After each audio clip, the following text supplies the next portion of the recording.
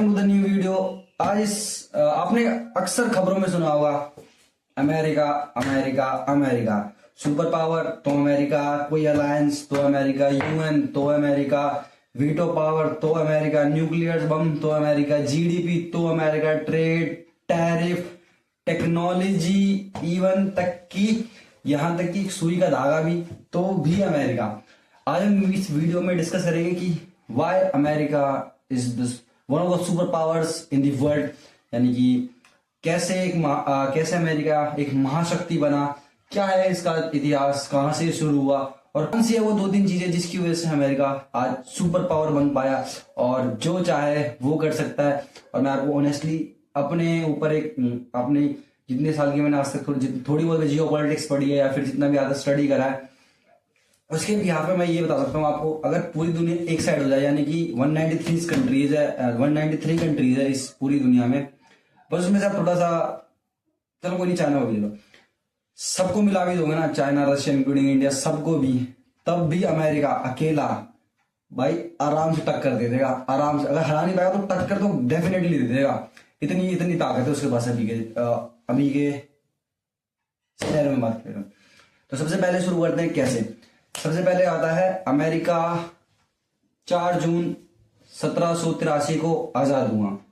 आप भी मेरी तरह हैरान होंगे जब सुना होगा कि क्या अमेरिका भी आजाद हुआ था किससे। हाँ, जैसे हम लोगों को, जैसे हम भारतीयों को ब्रिटिशर्स ने अपना गुलाम बना रखा था, इंपीरियलिज्म, वैसे ही सेम अमेरिकीज पर भी उन्होंने ऐसी कब्जा कर रखा था और उनको भी आजादी मिली थी सन 1783 में। उसके बाद 89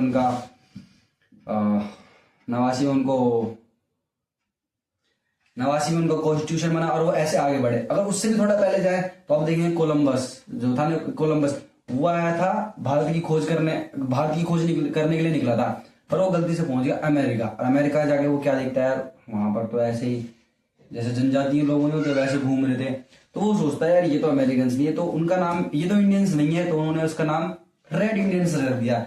इसलिए जो अमेरिका के जो प्रवासी है, यानी कि जो नेटिव्स है, उन्हें रेड इंडियंस कहा जाता है। ठीक है। और आप देखेंगे तो जब अमेरिका आजाद हुआ था तो 13 स्टेट थे उसके पास।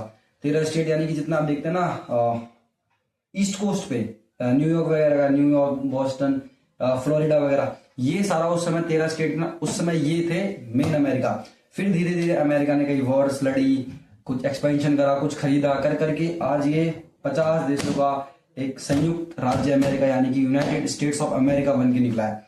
इसके बाद शुरू करते हैं। पहले अमेरिका इतना ना कि टेक्नोलॉजी में आगे था, ना वॉरफेयर में आगे था, ना इतना लीड था ट्रेड में, बट ये कैसे आ गया। ये सब शुरू होता है वर्ल्ड वॉर 1 और वर्ल्ड वॉर 2 के पास से, क्योंकि वर्ल्ड वॉर 1 और वर्ल्ड वॉर 2 में मेन रूप से यूरोप के आसपास ही घूम रहा था।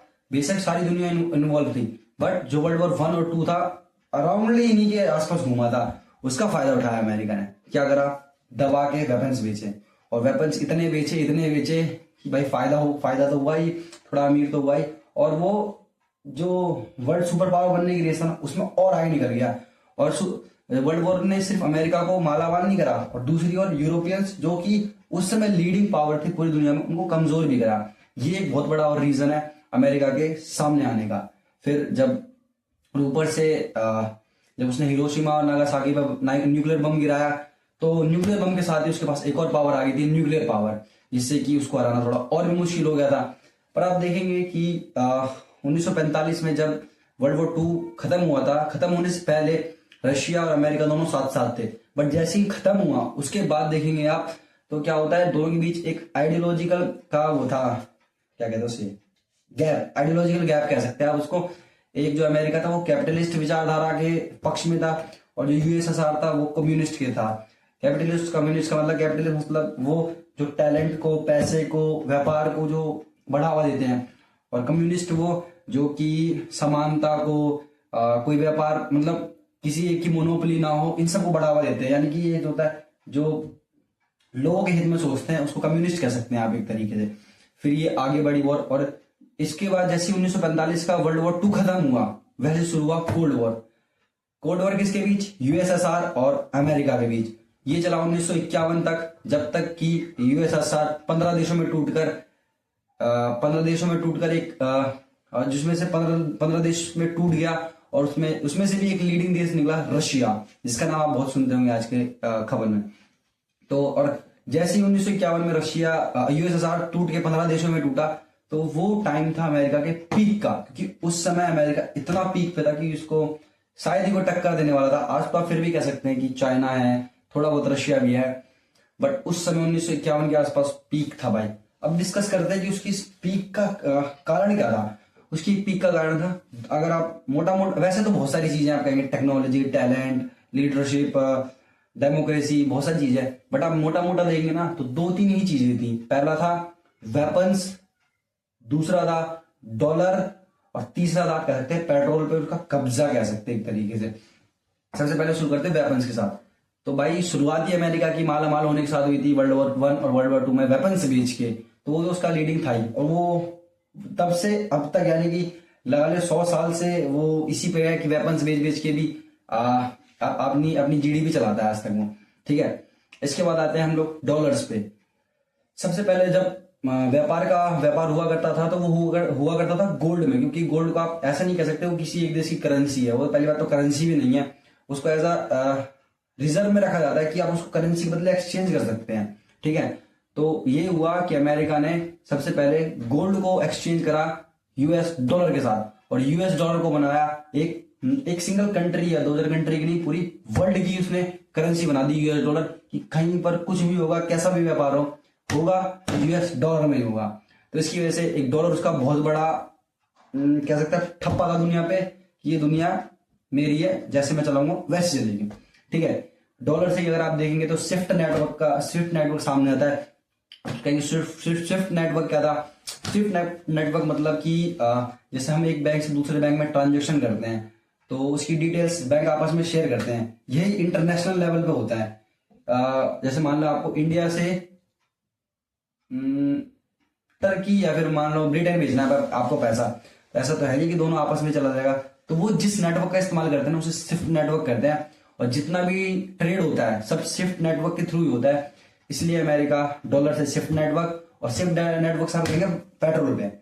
बेशक अमेरिका के पास दुनिया का सबसे बड़ा रिजर्वोयर ना हो पेट्रोल का, तीसरे नंबर पे, चौथे नंबर पे, बट आप देखेंगे दुनिया में जितनी भी जगह जहां पर सबसे ज्यादा पेट्रोल है वहां पर उसका कुछ ना कुछ कब्जा है या तो इन्फ्लुएंस है। चाहे आप देख ले इराक, तो आप देख ही सकते हैं इराक का क्या करा था। सऊदी तो उसके फेवर में रहता है, अभी वेनेजुएला का भी केस देख लिया आपने। इसके बाद हम बात करते हैं ईरान से, तो वो इसलिए भिड़ा पड़ा है कि ईरान के पास ही बढ़िया है भाई। ठीक है, तो और वो खुद उसके पास वो खुद एक बहुत बड़ा रिजर्वोयर है पेट्रोल का और नॉन रिन्यूएबल एनर्जी का। इसके बाद हम बात करते हैं थोड़ा सा उसके सेना के बारे में। अगर उसकी सेना की मिलिट्री पावर की बात करें ना तो मिलिट्री पावर उसकी बहुत है।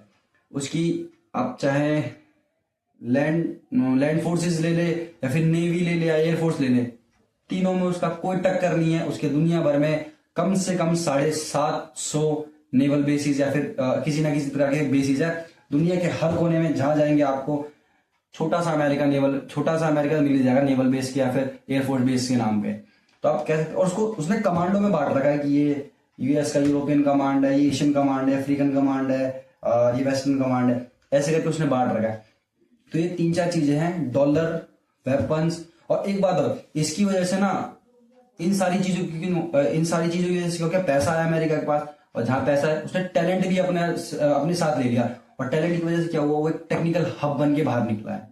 तो टेक्नोलॉजी जैसे आप देख ले गूगल की या फिर माइक्रोसॉफ्ट की, सबकी ही आज दुनिया भर में मोनोपोली है एक तरीके से। अगर चाइना को छोड़ दें आप, क्योंकि चाइना का खुद का सॉफ्टवेयर वगैरह चलता है, उसको छोड़ दे तो अमेरिका ने जो मेन ब्रॉड चीज है ना उस पर तो उसका कब्जा है। करेंसी डॉलर, अगर आपको ट्रेड करना है स्विफ्ट नेटवर्क, वेपन्स चाहिए अमेरिका या फिर ईयू वगैरह, ईयू के जो नेशन है उससे।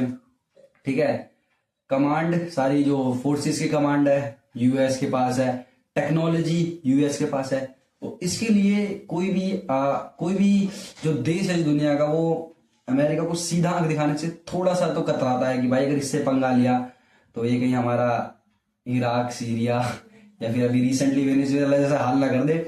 तो आप अब समझ गए होंगे कि क्यों अमेरिका एक सुपर पावर है। ये मैंने उतना खुल के तो नहीं बताया, बट मैंने आपको ये बता दिया कि मोटा मोटा किसकी वजह से अमेरिका एक सुपर पावर है। कौन कौन सी वो 3-4 चीजें हैं जिसकी वजह से अमेरिका सुपर पावर बन के बैठा है और जो चाहे जब चाहे जैसे चाहे वो कर सकता है। और कोई एक दुनिया में, अगर मैं एक चाइना को हटा दूं, चाइना के अलावा और थोड़ा बहुत रशिया के अलावा उसके ऊपर प्रेशर तक बनाने वाला कोई नहीं है भाई, इतना समझ लो आप।